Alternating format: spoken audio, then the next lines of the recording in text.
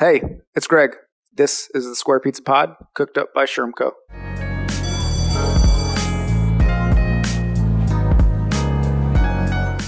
Okay, Miss Lacey Robinson, how you doing today? Good day. I'm doing good. How are you, Greg? Better now that you're here. That's awesome. Welcome to the Square Pizza Pod. Listen, I love pizza. So the name alone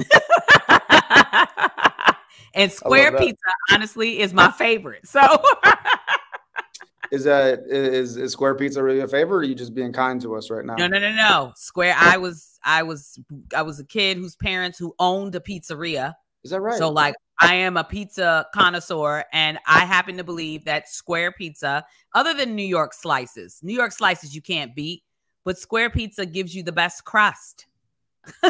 I love them. I wish I would have uncovered that in my research, but I love that. I love that this is a true story. And so, okay, let's go wildly off topic already.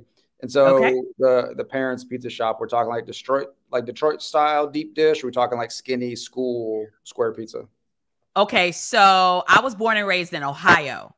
So I sort of have the best of both worlds, right? There was a pizzeria called Gino's Pizza, other than my father's pizza. My father owned a pizzeria. My parents owned a pizzeria called Casano's in Dayton, Ohio. Okay.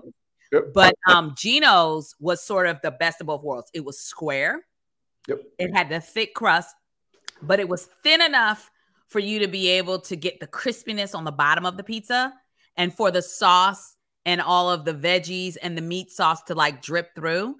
See, I told you I was a connoisseur. I love pizza. Well, it's even better, but I also grew up in Ohio. Really? Where? I think we're going to be even faster friends. I grew up in Toledo, downtown Toledo. I grew up in Akron and Dayton. Not that far. Okay. No, this is great. I grew up in Toledo. I went to College of Worcester for college. Okay. And played football there. And a lot of my football teammates were from like Akron, Canton, Cleveland area. Yep. One of my best friends just finished a long race, like the Canal Ultra somewhere, like in Akron or Canton somewhere. I love it. Well, I was a band geek, so I was in the marching band. So I actually think we had either band camp or something at that college. But yeah. So I'm a big Friday nights light kind of girl because I just grew up marching at halftime. Hey, man. Hey, the bands are great. We love the band at Worcester, and I don't want to assume, but I'm going to keep my fingers crossed here so we can still be friends, that you're an Ohio State fan. I mean, come on. Of course. Okay. I had a good vibe from you. I just didn't want to assume. But good. There you go. We're perfect. Yeah. I know all my Michigan friends are rolling their eyes. Yeah. You know how great the band is at Ohio State, too. So it's even better. Oh, yes. Yeah. All right. We're great. This is awesome. So we know you just said you kind of spent time, grew up in Ohio, but where are you actually coming from today, Lacey? I live in a southern part of Maryland. Okay, cool. So yeah. Kind of close to. Oh, it's beautiful. Listen, the weather has been, I think Mother Nature has tempered down for now. Okay. She's still a little pissed, but the weather has been gorgeous. And I just cleaned out my flower bed, so I'm trying to get everything sort of switched over to fall. Yeah. What are we growing in the flower bed? Well, right now I have some seasonal cabbage, you know, those cabbage heads. I bought a whole bunch of mums. I'm a big lavender girl, so I love growing my lavender. And I love Gerber daisies. They just bring me so much joy. So I don't want to make it sound like I'm my mother. I'm not into I'm just starting to tither around on vegetables and herbs, but the flowers, I think I have down pat. That's great. I love that. Maybe you're a sports fan, but I know the Orioles had a pretty good run this year. And then I think sadly came to an end recently, but it was a good year for them. Actually, I thought, I'm not going to get the number right, but I thought I read something the other day that baseball has had its highest number of viewers and attendees that they've had, I would say, in the past couple of years. You know, grow up in Ohio, my grandfather was a big Cleveland Indians fan. And as a kid, I was not allowed to watch it on television. I had to listen to it on the radio with him.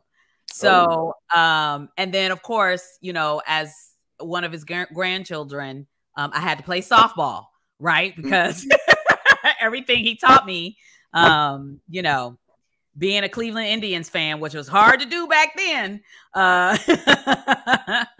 But yeah, so semi into baseball. Did mom and dad have a tough rule on TV? Is that why you weren't allowed to watch it? No. You know, my parents, I was very lucky in that my parents were divorced, but my mom, as a single mom, I think about this a lot today. She wasn't just involved in school, but like she would be the first person to be like, come on, let's go. She'd grab a baseball and a bat and we'd go in the backyard and she would play kickball with us. You know, she was very much into the things that we were into. I tell the story all the time of I remember being in 9th grade honors biology, not because I necessarily should have been there, but because my sister was like an ultra genius geek and they just assumed, I guess, some of the DNA passed down. And my mom would lay in bed and read aloud the biology chapters to me, like in 9th grade. I think about that now. And I'm like, after working a full-time job, coming home, cooking, she would do those kind of things. So, and then my grandparents on my mother's side and my father battled addiction. So when he was clean, he was always very present. My biggest cheerleader, one of my most profound teachers.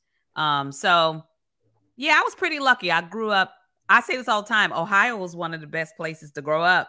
Amen. Yeah. Except for the racism. But other than that, yeah. We'll definitely get in the need to get rid of that and become more equitable in all ways, which I think your work, at least now, is doing, but I think your whole career is done, right? Yes, it has. It's definitely has been centered around that, whether it was intentional or not. Yeah, for sure. And before we go deep on that, so, you know, sometimes we like to have a little fun with guests, of course, professionally. And so we reached out to a mutual connection, just got back to us just before we got on. This particular person gave us kind of 3 interesting facts that I want to do. I want you to confirm or deny these interesting facts, or if it's cool. Okay, this will be interesting. And then also curious if you want to guess around who offered these interesting facts. Okay. So interesting fact number 1 about Miss Lacey Robinson. One of your favorite musical bands. Oh no, you froze. Oh, it was a lot of one of your favorite musical bands is The Roots. Yes, it is true. The Roots. Yes, that is true. That is true. We're 1 for 1. All right, next. We know you're an author. We're going to talk more about that. But this person says that you're soon going to be an author of science fiction books. I do have a young adult science fiction. Okay, this person. Okay, I might know who this is. I do have a young adult science fiction novel that I've been working on for probably about 10 years. So, and you know, writers, we're very sensitive about our work. So, but yeah, okay. I think I know who this is. What's the third question will solidify it. What's the third question? Third question, and you kind of already alluded to it. This person talked about how much you appreciate your mom, but how your mom helped you understand a balance for both like love and love in general, but also balancing love with literacy. Yes. My mom, she just, again, I was saying this to her the other day. She is an avid reader. I don't remember a time growing up where she wasn't reading a book. Definitely ensuring that I had the literacy skills. And she understood very early on what words and books meant to me. So much so that a punishment of mine, my mother never, the one thing she could do that like would just take me to the ground was to take my books away. Woo. That was like telling me that I couldn't eat dinner and had to go straight to bed. Like that was just painful. So I think I might know who this is. So mom knew what she was doing. That's a good way to, that's parenting 101 right there. That's great. Oh yeah. Threatened to take away the books. Yeah. You want to guess who do you think this person was? Well, I'm thinking it might be our own podcaster, Brandon White. It's not Mr. White, but that's a good guess. Really? Okay, then I don't know. It's not a lot of people I've told about the young adult novel. It's not Laura Smith, is it? It's not Laura Smith, no ma'am. Okay, well then I have no idea. I talk a lot. I'm like, dang, Lacey, you told people their business. Good self-reflection. Good self-reflection exercise. The one and only Sharif El-Mekki. What? That is so funny. And you know, Sharif is a damn good listener. Because now I'm flashing back to like when we had that conversation. Not only is he a good listener, but he's also like he holds stuff in his head, man. I always sit in awe of him. So, blessings, Sharif. Thank you. Yeah, so shout out to Sharif. So for those that don't know, go check out and support Sharif, which is true though too, because when you chat with him, either we've had him on the podcast or just in general, he will find, of course, very eloquent but timely ways to drop in quotes from leaders from the civil rights movements, from leaders from across the world, from leaders from California in like different sectors. Like the man is like a quoting machine, but and not in a way where it's like obnoxious, but in a super genuine and rightful way from like all bounds and reaches of literature and leadership, which is incredible. Yeah. Well, you see what I got behind me. This is not a Zoom. I have a wall that I've decided that I'm going to put as many quotes on it as it'll possibly hold. I love that. So I appreciate a person that can pull it out. I may not always get it right, but I understand why he holds on to words like that. Yeah. Well, thank you, Sharif. Shout out to him. Okay, so Ms. Lacey, I know we got, so much we could talk about and already covered a good amount, but the incredible work you and your team are doing at UnboundEd. I know many people out there listening to this know about you, know about the work, know about the different programs you guys offer. But if you're meeting somebody in the elevator and you're giving them the pitch about the work you guys do at UnboundEd, what's that pitch? Yeah, man. So I have to do this all the time because people say to me like, so what is it that you do? Mm-hmm. And my quick response is I have the honor and privilege of leading UnboundEd and being the chair of the board of CORE, our subsidiary, where we seek to find the justice in the details of teaching and learning. We are the largest K-12 professional learning provider in the United States that puts equity at the center of our design as we support educators and leaders in fine-tuning, growing, and implementing their instructional core. And that is the heartbeat of our work. We believe that if we focus on the leaders and the educators, we pour into them, they will pour into the students. The students are our ultimate clients, I would say. Yep. And no easy feat doing all those things. And so if somebody asks you, somebody wasn't as familiar with the curriculum work, the standards work, the equity work, how do you kind of break that down in a way that maybe somebody outside education would understand? Yeah, so I say we provide moments in spaces and places in person through, I would say, technology, where we ask educators to sit shoulder to shoulder with us, and we do something where we say we make our brain sweat. We examine the instructional core around ELA, math, science, the science of reading, and the 5 components. Where we ask folks to start to unpeel the layers behind the utilization of a high quality instructional material, the pedagogical content moves, the skills and knowledge that is needed in order to enact, and here's where the big piece of our work comes in order to enact what we call our GLEAN framework. So we ask educators to consider, is it grade level, engaging, affirming, meaningful instruction? We believe that if we focus on our students who have historically been exposed to the most marginalized conditions in these United States, in the educational system, which happen to be brown, Black, socially economic disadvantaged students. If we focus on them, we then get all of them.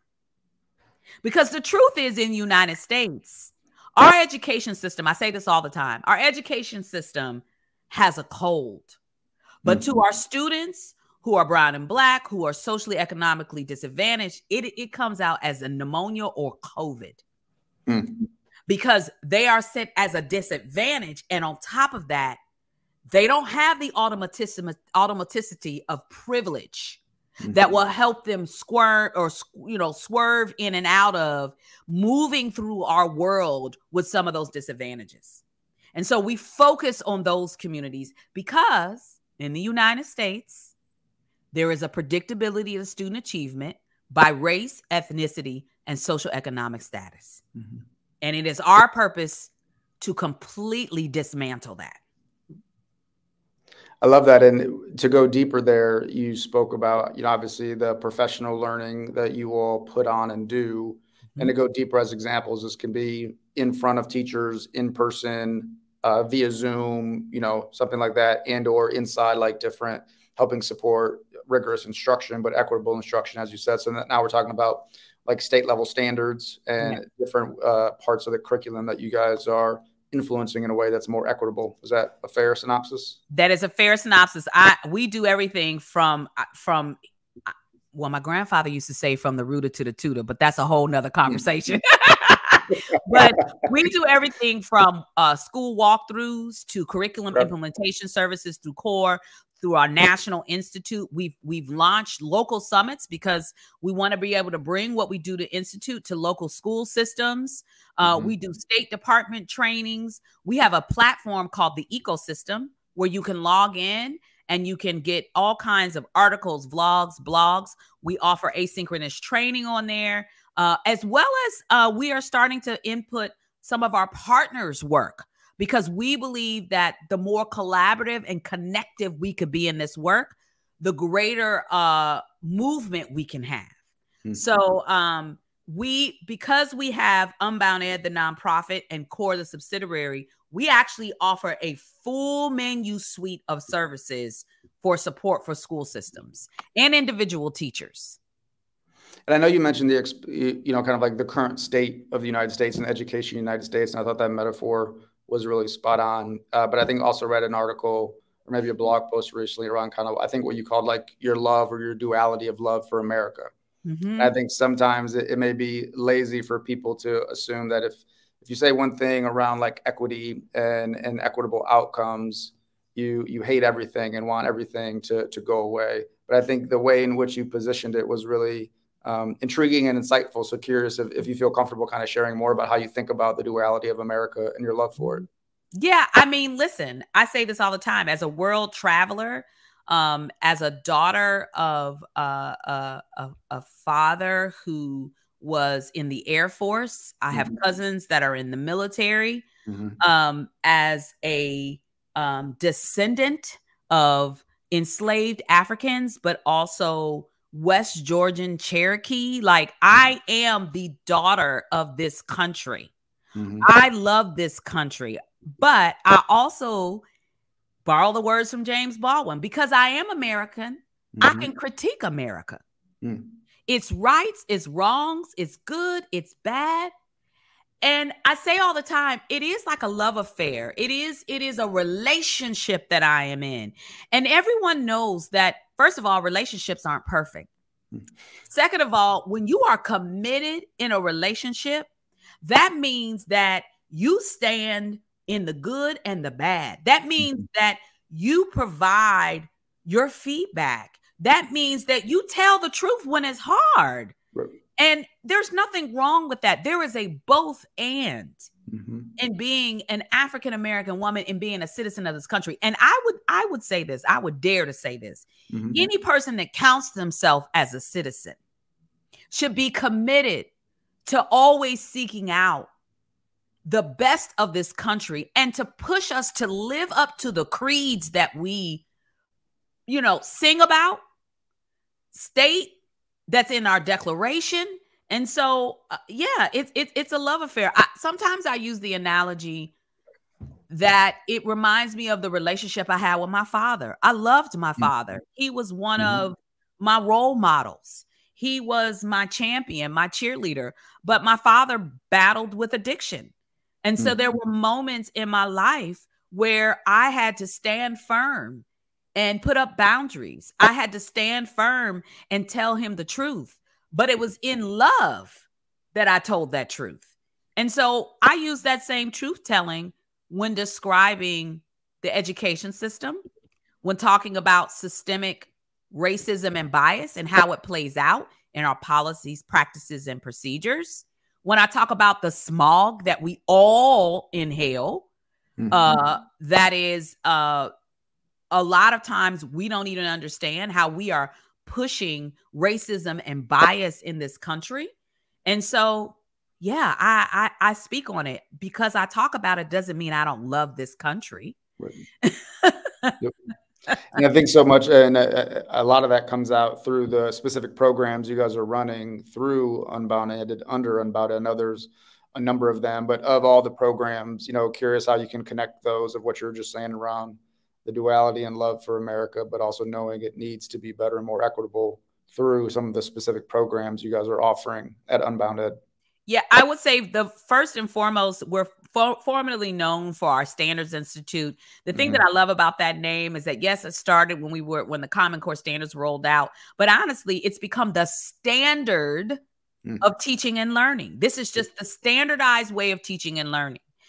And so through our institute, we sit with educators for 4 days and we grapple with the intersection of high quality instructional material, pedagogical content moves, and the level of equity that is needed in order to ensure that all students are receiving an equitable education. And so our Standards Institute, our summits, our GLEAM inventory, our GLEAM framework was built out of the formative work, first of all, that was birthed out of Gloria Ladson-Billings. We certainly know that Zaretta Hammond, Paris DeDjango, Geneva Gay, Lisa Delpit, Asa Hilliard, all of those folks have poured into us around culturally relevant and responsive teaching and learning, which, by the way, you know what's really interesting about that, Greg?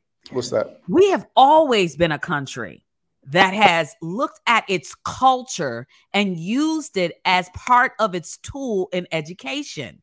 You know how I know that to be true? Yeah, say more. Break that down for us. When you look at the history of education in this country, it has been used as a conduit to build its citizens, to get the citizens to understand its civic responsibility, to understand the way that it governs, to understand just who we are as Americans. Culture has always been a part of it. The problem is the culture came from a single story view. And so what we do in our work, Standards Institute, summits, cohorts, our online engagement, what we ask educators to do is to consider pushing past that single story.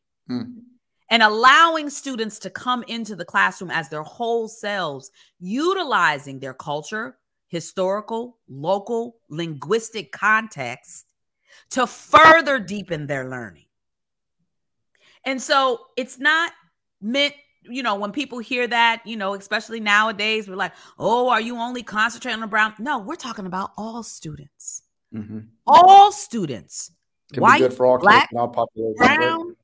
Yeah. Low income, high income, need to understand the multivariate cultural context that we have in this country. So, see, now you got me on my my pedestal. Now you got me. This is good, as you should. This is an important narrative to tell and offer. So our work, I would say, on the UnboundEd side, it is to get educators to really understand that, and not just the practitioners, but the leaders, right? Because as a leader, you make decisions about professional development days, the way dollars are spent around materials, the organization of your teaching cohorts, how you support the new teacher, new to education, but maybe new to your system.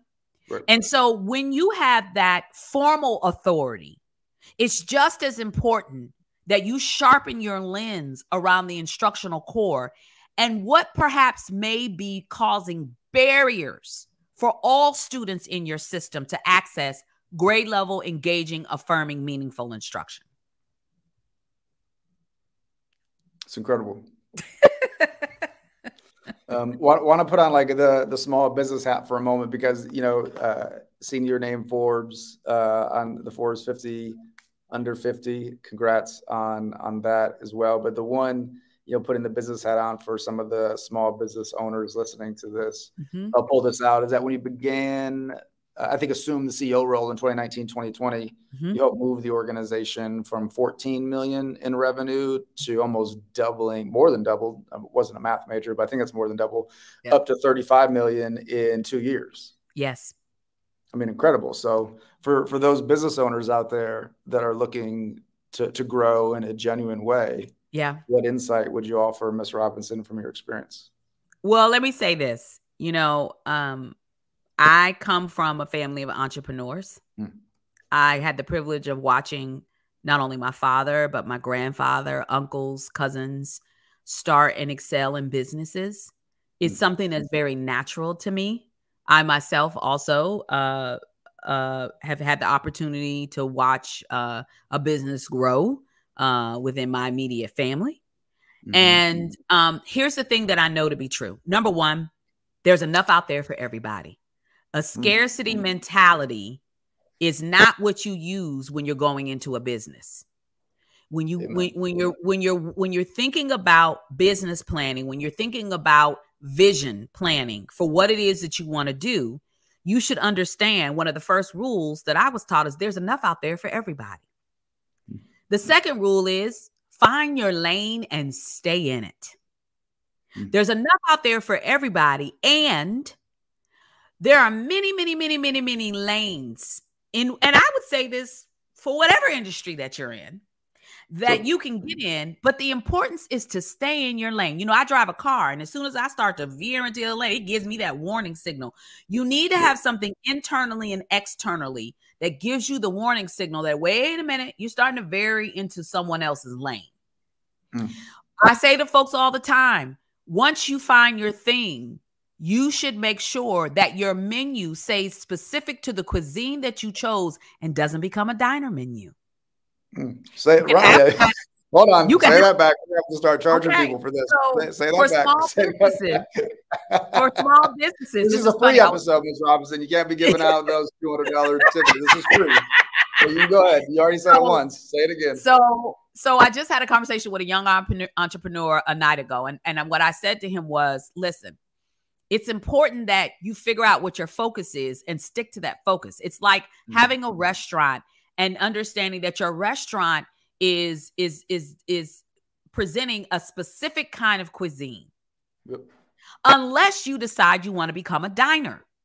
And any well-known diner, has a varied amount of cuisines. But in order to become a diner, you have to have expertise internally in order to dole out all of those different type of cuisines. So as a small business owner, figure out what your cuisine is. You cannot be Chipotle, McDonald's, Burger King, Wendy's, and Chick-fil-A all at the same time. So that is part of what I think when I look across, whether it's businesses in the educational sector, across other sectors, that I watch businesses, they kind of ebb and flow with the times. Or here's the other thing, they ebb and flow with what the funding says. You got to find your lane and stick to it. Now that was free. Subscribe to the Pantheon to get more. I'm just we don't got one. We don't got one yet. It's all free. Great. And so you've taken all this work with Unbound, also like the work of your lived experience in Ohio and in other places, and then obviously your business savvy as well. I think rolled some or all aspects of it into this new book you have, Justice Seekers. Yes. So tell us more about the book. So I say that Justice Seekers is my love letter to educators. It is our love letter. It in its pages hold the truth of what I experienced as a student early on in my teaching career, as a coach, and as a district leader. It holds the experience of historically looking back at our education system and the way that the dismantling of our teaching corps, particularly around Brown and Black educators after Brown versus Board of Education, and what those implications look like now. It situates and explains who we are as Unbound Ed and why we chose to have equity at the center of design. It goes into the birthing of Gleam and what in fact Gleam is. And it actually doesn't just describe Gleam, but we used real life case studies that educators who've sat shoulder to shoulder with us, who decided to go back and enact Gleam in their environments, and came back with real case scenarios around what it looks like to uphold the Gleam framework. And honestly, the continuum that is constantly moving on when you are enacting it. And so there's stories in there about Mitchells that I've met.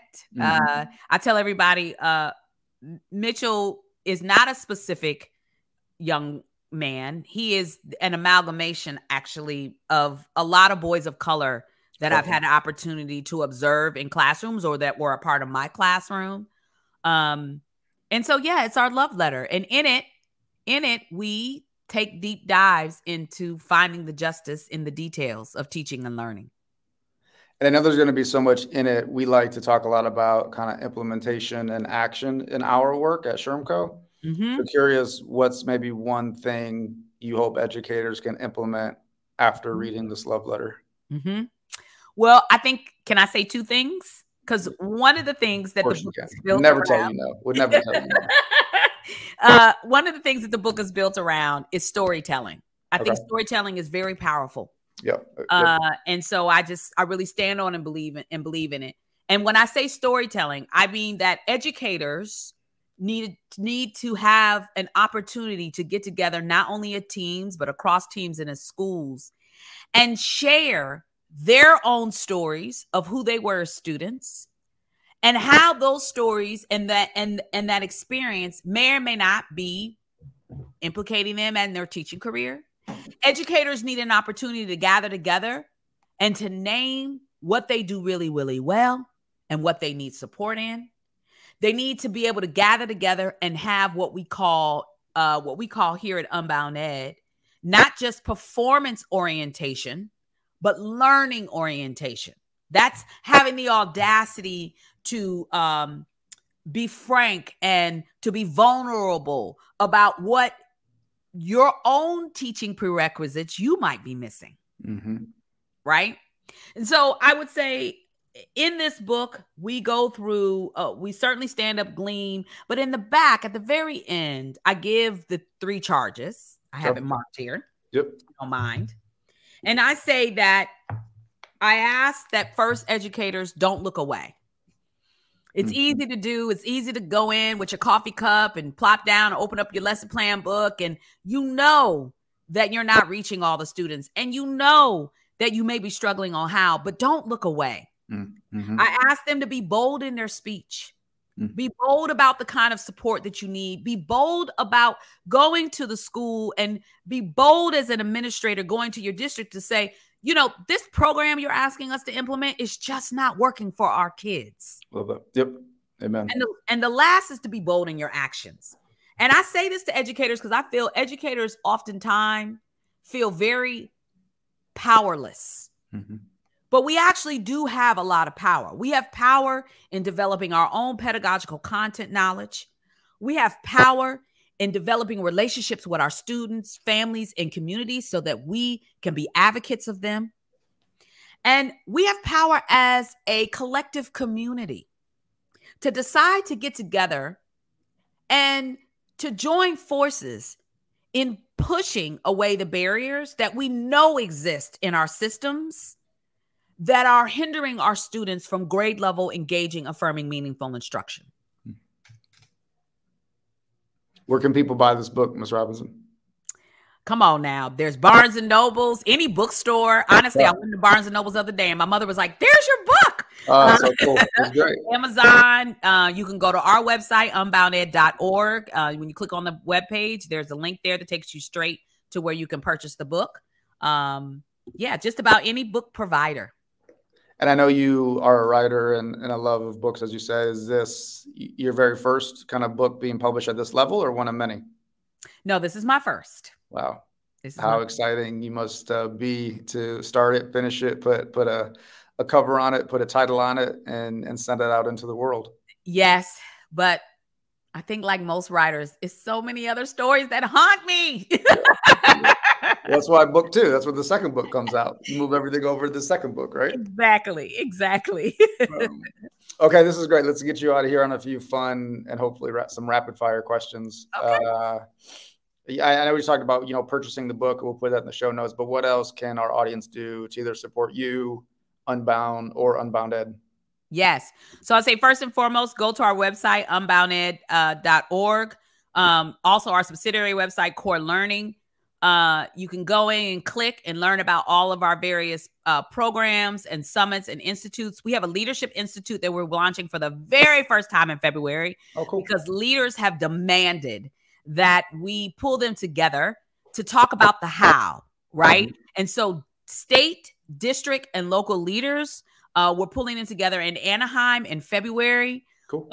We have a math leadership learning pathway and new program that we just rolled out after doing a seed grant and studying how do we get leaders to really examine building academic identity in students. Because we know it flows from the leader on down, the decisions that they make. We have an exciting new science pathway. So all my science teachers, all these years you've been asking me, come on to Institute because we have that pathway now.